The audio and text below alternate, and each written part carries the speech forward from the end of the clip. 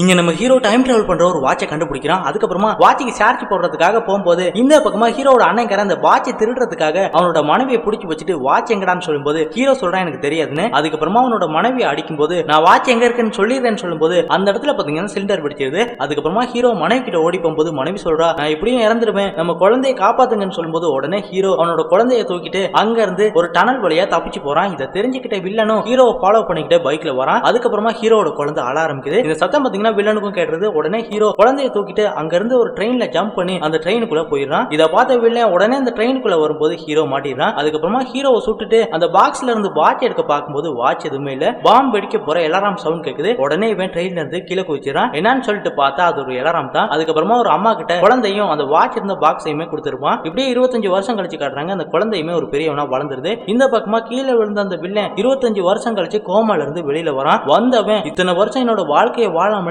கோமாக்கு போயிட்டேன், என்னோட வாழ்க்கையை நான் அடையணும்னா அந்த வாட்ச் கிடைக்கணும், அதனால அந்த வாட்சை தேடுங்களான்னு சொல்லிட்டு ஹீரோ இருந்து அந்த சயின்ஸ் லேபுக்கு போயிட்டு ரிசர்ச் பண்ணும்போது அந்த வாட்ச் எப்படி பண்றதுங்கிற ஐடியா உங்களுக்கு கிடைக்குது. அதுக்கப்புறமா அந்த இடத்த கிளீன் பண்ணும்போது அந்த சாவி பாத்தீங்கன்னா குப்பைக்கு போயிருது. அதுக்கப்புறம் இந்த இரும்புகளை பிரிச்சு எடுக்கும்போது அந்த சாவி காயலாம் கிடைக்க போகுது. அந்த இடத்துல ஹீரோட அம்மா நடந்து வரும்போது சூவிங்கத்துல அந்த சாவியை ஒட்டிடுது. அப்படியே பாத்தீங்கன்னா வீட்டுக்கு அந்த சாவி வந்துருது. அதுக்கப்புறம் வேலைக்காரன் இந்த சாவி எடுத்து டேபிள்ல வைக்கும்போது இதை பார்த்து நம்ம ஹீரோ என்ன அந்த சாவி இருக்குன்னு சொல்லிட்டு அதை ஓபன் பண்ணி பார்க்கும்போது உள்ள ஒரு வாட்ச் இருக்கு. இதை பார்த்த இவனும் வாட்சுக்கு தான் இவ்வளவு சீனான்னு சொல்லிட்டு அந்த வாட்சை சார்ஜ் போடுறதுக்காக போகும்போது கரண்ட் ஷாக் அடிச்சது. அப்படியே பாத்தீங்கன்னா அந்த வாட்சும் வேலை செய்யுது. அதுக்கப்புறமா அவனோட ஃப்ரெண்டு சொல்றான் பழைய பொருட்கள்லாம் வித்ததுல 800 ரூபாய் கிடைச்சி இதுல 700 ரூபாய் உனக்கு, மீதி 100 ரூபாய் எனக்குன்னு சொல்லிட்டு அங்க இருந்து போயிடுறான். இதனால ஹீரோவும் அந்த 100 ரூபாயை கூடுறான்னு சொல்றான். அதுக்கப்புறம் அந்த வாட்ச்ல டைம் ரீசெட் பண்ண சொல்லுது. உடனே ரீசெட் பண்ணோன்னு பின்னோக்கி போறான். அதுக்கப்புறமா அவனோட ஃப்ரெண்டு அந்த இடத்துல வரான். இதை பாத்தீங்கன்னா ஹீரோவால நம்ப முடியல. அதுக்கப்புறம் அவனோட ஃப்ரெண்டு உழைப்பு என்னோட 100 ரூபான்னு சொல்லும்போது உடனே நம்ம ஹீரோ அந்த பணத்தை போடுறான்னு சொல்லிட்டு பணத்தை பிடிக்கிறான். இப்படியே கொஞ்ச நேரம் கழிச்சு அவனோட அம்மா மழையில நினைச்சிட்டு வராங்க. அப்ப அம்மா சொல்றாங்க மழை பெய்யுதுன்னு தெரிஞ்சிருந்தா கொடையை கொண்டு போயிருப்பேன்னு.